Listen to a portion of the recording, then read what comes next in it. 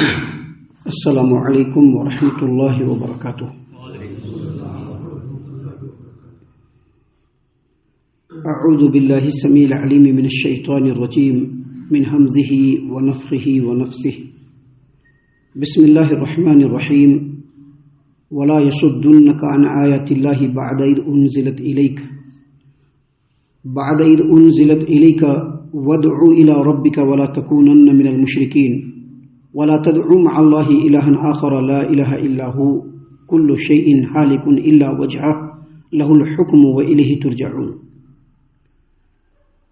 اور ایسا نہ ہونا چاہیے کہ نبی صلی اللہ علیہ وسلم آپ کی طرف اللہ کی آیات نازل ہونے کے بعد وہ لوگ آپ کو ان آیات کی تبلیغ سے روک دیں۔ آپ انہیں اپنے رب کی طرف بلائیے اور شرک کرنے والوں میں شامل مت ہوئیے، اور اللہ تبارک و تعالیٰ کے ساتھ کسی دوسرے الہ کو دوسرے معبود کو مت پکاریے، کیونکہ اللہ تبارک و تعالیٰ کے علاوہ کوئی معبود برحق نہیں۔ اس کی ذات کے بغیر ہر چیز ہلاک ہونے والی ہے، حکم اسی کا چلتا ہے اور تم سب اسی کی طرف لوٹائے جاؤ گے۔ محترم سامعین اکرام، سورۃ القصص کی یہ آخری دو آیات ہیں، یعنی آیت نمبر 87 88، یہ دو آیات سورۃ القصص سے آپ کے سامنے تلاوت کی گئی ہیں۔ بفضل اللہ، بعون اللہ، بتوفیق اللہ، دونوں آیتوں کا ترجمہ بھی آپ تمام کی خدمت میں پیش کیا گیا ہے۔ ان دونوں آیتوں کے اندر خصوصیت کے ساتھ اللہ تبارک و تعالیٰ نے توحید کی تبلیغ کا ذکر کیا ہے، اور ہمارے نبی کریم صلی اللہ علیہ وسلم کو مخاطب کر کے وضاحت کے ساتھ بیان فرما دیا ہے کہ توحید کی تبلیغ ہمیشہ ہوتے رہنی چاہیے، شرک سے ہمیشہ لوگوں کو روکتے رہنا چاہیے، کیونکہ یاد رکھیے توحید جو ہے یہ دعوت اسلامی کا خلاصہ ہے۔ ایک انسان پوری زندگی اگر نماز پڑھ رہا ہے، وہ اپنے آپ کو مسلمان بھی کہہ رہا ہے، پوری زندگی ہر رمضان کے روزے بھی رکھ رہا ہے، اللہ تبارک و تعالیٰ نے اس کو پیسہ کوڑی دیا ہے تو وہ حج بھی کرنے کے لیے گیا، صدقہ و خیرات بھی کرتا ہے، لیکن اگر اس کے ایمان میں شرک کی آمیزش ہے، یعنی وہ توحید پر قائم نہیں ہے، اللہ تبارک و تعالیٰ کو بھی مانتا ہے، اللہ پر بھی یقین رکھتا ہے، نمازوں کو بھی ادا کرتا ہے، لیکن ساتھ ہی ساتھ شرک بھی وہ انجام دیتا ہے، تو ایسے آدمی کی کوئی بھی نیکی اللہ کے بارگاہ میں قابل قبول نہیں ہوگی۔ تو سب سے پہلے یہاں پر اللہ تبارک و تعالیٰ نے محمد عربی صلی اللہ علیہ وسلم کو مخاطب کر کے یہ فرمایا ہے کہ جو آیات آپ کے سامنے نازل ہو رہی ہے، اللہ کے رسول صلی اللہ علیہ وسلم ان آیات کی تبلیغ میں کبھی بھی رکاوٹ نہیں آنی چاہیے۔ دیکھیے اللہ نے کیا فرمایا، اللہ نے فرمایا وَلَا يَصُدُّنَّكَ عَنْ آيَاتِ اللَّهِ بَعْدَ إِذْ أُنزِلَتْ إِلَيْكَ، اور اے نبی کریم صلی اللہ علیہ وسلم ایسا بالکل نہیں ہونا چاہیے کہ آپ کی طرف اللہ تبارک و تعالیٰ کی آیات نازل ہونے کے بعد وہ لوگ آپ کو اللہ کی آیات سے روک دیں۔ اللہ کی آیات سے روک دیں کیا مطلب؟ اللہ کی آیات کی تبلیغ سے روک دیں۔ ابھی کفار و مشرکین مخالفت کر رہے ہیں، طرح طرح سے روڑے اٹکا رہے ہیں، دعوت اسلامی کی راہ میں مختلف قسم کی مشکلات کو کھڑی کر دے رہے ہیں، نت نئے سازشوں کے تانے بانے بن رہے ہیں، وہ چاہ رہے ہیں کہ کیسے بھی اسلام ہلاک ہو جائے، مسلمان بالکل تباہ و برباد ہو جائے، ہر ٹائم زندگی کو بالکل تنگ کر دیا ہے۔ ان تمام باتوں کے باوجود اے نبی کریم صلی اللہ علیہ وسلم ایسا بالکل نہیں ہونا چاہیے کہ جب اللہ کی آیات اللہ نے نازل فرما دی ہے تو اب اس کی تبلیغ سے آپ لوگ رک جائیں۔ آپ کو بالکل نہیں رکنا ہے، بلکہ دل میں یہ خیال رکھنا ہے، یقین رکھنا ہے کہ یہ جو اللہ تبارک و تعالیٰ کا دین ہے، اللہ تبارک و تعالیٰ کے جو کلمات ہیں، اللہ ان کو سربلند کرنے والا ہے۔ اللہ تبارک و تعالیٰ اسلام کے لیے رستوں کو بالکل کشادہ کرنے والا، آپ کو یہ سمجھنا ہے۔ یہ نبی کریم صلی اللہ علیہ وسلم کو سبق دیا جا رہا ہے، لیکن یاد رکھیے یہ نصیحت اصل میں ہم لوگوں کے لیے، کیونکہ نبی کریم صلی اللہ علیہ وسلم نے اللہ تبارک و تعالیٰ کے دین کی تبلیغ میں کوئی کسر نہیں چھوڑی۔ آپ کے سامنے لاکھوں کی تعداد میں صحابہ کرام تھے، لاکھ کی تعداد میں تھے، اور سب کے سامنے آپ صلی اللہ علیہ وسلم نے کیا پوچھا؟ کیا میں نے اللہ کا پیغام تم تک پہنچایا یا نہیں پہنچایا؟ سارے صحابہ نے بیک وقت اور بیک زبان اس بات کی شہادت دی، تصدیق کیا کہ نبی کریم صلی اللہ علیہ وسلم آپ کے اوپر جتنی بھی باتیں اللہ نے نازل فرمائی ان تمام باتوں کو بغیر کمی بیشی کے اپنے لوگوں تک پہنچا دیا. تو اللہ کے رسول صلی اللہ علیہ وسلم نے اسی وقت اللہ کو گواہ ٹھہرا دیا. تو یہ چیز اگرچہ نبی کریم صلی اللہ علیہ وسلم کو کہا جا رہا ہے لیکن یہ اصل ہمارے لیے ہے. ذرا سا کوئی روڑا اٹکا بس نکو ایسا نہیں ہونا ہے. آپ اللہ کے دین کو سچائی کے ساتھ اور اچھے انداز میں لوگوں تک پیش کر دیا، ہو گیا. وہ مانیں گے کہ نہیں مانیں گے وہ ان کی مرضی ہے. اگر دعوت کی راہ میں ہم کو مصیبت ہی اٹھانا ہے تو اٹھائیں گے، نو پرابلم.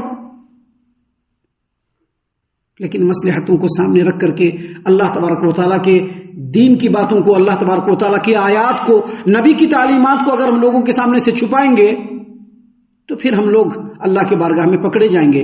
اسی چیز کو اللہ تبارک و تعالیٰ نے یہاں پر بیان فرمایا ہے کہ وَلَا يَصُدُّنَّكَ عَنْ آيَاتِ اللَّهِ بَعْدَ إِذْ أُنزِلَتْ إِلَيْكَ.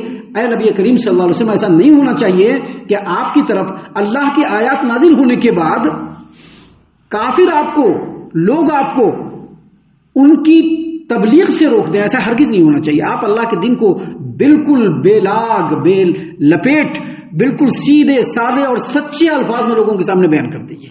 یہ آپ کا کام ہے بس. سامعین کرام، اس کے بعد اللہ تبارک و تعالیٰ نے پھر نبی کریم صلی اللہ علیہ وسلم کو مخاطب کیا اور کہا وَادْعُ إِلَىٰ رَبِّكَ. آپ لوگوں کو اپنے رب کی طرف بلاتے رہیے. وَلَا تَكُونَنَّ مِنَ الْمُشْرِكِينَ. اور شرک کرنے والوں میں سے مت ہوئیے. کس کو کہا جا رہا ہے؟ نبی کریم صلی اللہ علیہ وسلم کو. شرک کرنے والوں میں سے مت ہوئیے. کیا مطلب ہے اس کا؟ اس کا مطلب یہ ہے کہ یہ تاکید کے لیے ہے، تاکید مزید کے لیے. آپ صلی اللہ علیہ وسلم تو سب سے زیادہ شرک کے خلاف جہاد کرنے والے ہے کہ نہیں؟ سب سے زیادہ شرک کے خلاف اگر کوئی جہاد کرنے والا ہے تو نبی کریم صلی اللہ علیہ وسلم. آپ صلی اللہ علیہ وسلم سے تو شرک کا صدور بالکل ہی ناممکن ہے. یہاں پر اس بات کو بیان کرنے کا مقصد ہے کہ عام لوگوں کی صحیح سے تنبیہ ہو جائے کہ جب نبی کو بتلایا جا رہا ہے تو پھر ہم لوگ کس گلی میں ہیں، ہم لوگ کس کھیت کے مولی ہیں. جب نبی کو کہا جا رہا ہے کہ آپ مشرکوں میں سے مت ہوئیے، تو اگر ہم لوگوں نے شرک کیا یا شرک کا ایک شائبہ بھی ہمارے اندر پایا گیا تو ہمارا کیا حشر ہونے والا ہے، ہم کو یہ سمجھ لینا چاہیے. یاد رکھیے، شرک ایسا جرم ہے جس کو اللہ کبھی بھی معاف نہیں فرمائے گا. سامعین کرام، اس کے بعد آگے اللہ تبارک و تعالیٰ نے مزید فرمایا وَلَا تَدْعُ مَعَ اللَّهِ إِلَٰهًا آخَرَ لَا إِلَٰهَ إِلَّا هُوَ. اور اے نبی کریم صلی اللہ علیہ وسلم، آپ اللہ تبارک و تعالیٰ کے ساتھ کسی دوسرے الہ کو، دوسرے معبود کو مت پکاریے، کیونکہ اللہ کے سوا کوئی معبود برحق نہیں ہے. اللہ کے سوا کوئی معبود برحق نہیں ہے. معبود برحق کا مطلب یہ ہے کہ اللہ کے علاوہ کوئی ایسا نہیں جس کا ہر حکم مانا جائے. صرف اللہ تبارک و تعالیٰ کی ذات گرامی ایسی ہے جس کا ہر حکم ماننا ہے، اس میں کوئی قیل و قال نہیں چلے گا. اور اللہ تبارک و تعالیٰ کے حکم کے مطابق نبی کریم صلی اللہ علیہ وسلم کی ذات گرامی ایسی ہے جن کی ہر بات لی جائے گی. یہ اللہ کے حکم سے ہے. تو یہاں پر اللہ تبارک و تعالیٰ نے جو فرمایا کہ اے نبی کریم صلی اللہ علیہ وسلم، آپ اللہ کے ساتھ کسی دوسرے معبود کو مت پکاریے کیونکہ اللہ کے علاوہ کوئی سچا معبود نہیں، یہ اصل میں دعوت اسلامی کا خلاصہ ہے. آپ قرآن کریم کی صورتوں کو اٹھائیے، اکثر صورتوں کو آپ دیکھیں گے جب قرآن کریم کی صورتوں کا آغاز ہوتا ہے وہاں پر اللہ تبارک و تعالیٰ نے توحید کا ذکر فرمایا ہے، اور جب سورت کا اینڈ ہوتا ہے تو اختتام میں بھی اللہ تبارک و تعالیٰ نے توحید کا ذکر کیا اور شرک کی تردید فرمائی. آپ سورتوں کو اٹھا کر کے دیکھ لیجئے، اس سے یہ پتا چلا کہ قرآن کریم کا سب سے عام موضوع کیا ہے؟ توحید ہے. اور جب توحید ہوگا تو شرک کی بھی بات ہوگی. شرک کی جتنی بھی قسمیں ہیں رب العالمین کبھی بھی اس کو معاف کرنے والا نہیں. آپ نے سنا ہوگا شرک اصغر کے بارے میں، سنا ہے نا شرک اصغر کے بارے میں. ایک آدمی اگر دکھاوے کے لیے نماز پڑھ رہا ہے نا تو اللہ تعالیٰ کہے گا جاؤ اسی سے لے لو، ہمارے یہاں پر تمہارے لیے کچھ نہیں ہے. شرک اصغر، شرک اکبر کی بات چھوڑ دیجئے. دکھاوے کے لیے اگر آپ نے کوئی عمل کیا کہ لوگ دیکھے تو کہا کہ ہاں فلاں بڑا کر رہا ہے، تو اللہ تبارک و تعالیٰ کہے کہ جاؤ جس کو دکھانے کے لیے کیا تھا بس اسی سے تم اپنا اجر و ثواب لے لو، ہمارے یہاں پر تمہارا کوئی اجر و ثواب نہیں ہے. تو اللہ نے یہاں پر جو بیان فرمایا اس کی وجہ سے یہ ہے کہ شرک سے بچنا اور توحید کی دعوت دینا یہ قرآن کریم کا اہم موضوع ہے اور اصل موضوع ہے. اسی لیے اللہ نے کہا وَلَا تَدْعُ مَعَ اللَّهِ إِلَٰهًا آخَرَ. اور اے نبی کریم صلی اللہ علیہ وسلم، آپ اللہ کے ساتھ دوسرے معبود کو مت پکاریے. لا الہ الا ہو، اللہ کے علاوہ کوئی معبود برحق نہیں. کل شیء ہالک الا وجہہ، اور اللہ کی ذات کے بغیر ہر چیز ہلاک ہونے والی ہے. جو مخلوق ہے اس کو فنا ہونا ہے. جو مخلوق ہے اس کو فنا ہونا ہے، چاہے وہ قیامت کے دن فنا ہو یا قیامت کے مدت و بعد فنا ہو، لیکن فنا اس کو ہونا ہے۔ اللہ تبارک و تعالی جس طرح سے خالق ہے، اللہ کی صفات بھی خالق ہی ہے، مخلوق نہیں ہے۔ اللہ کی صفات اللہ کی صفات ہے، اس کو ہم مخلوق نہیں مان سکتے۔ ابھی لوح محفوظ کیا ہے؟ اللہ کی صفت ہے۔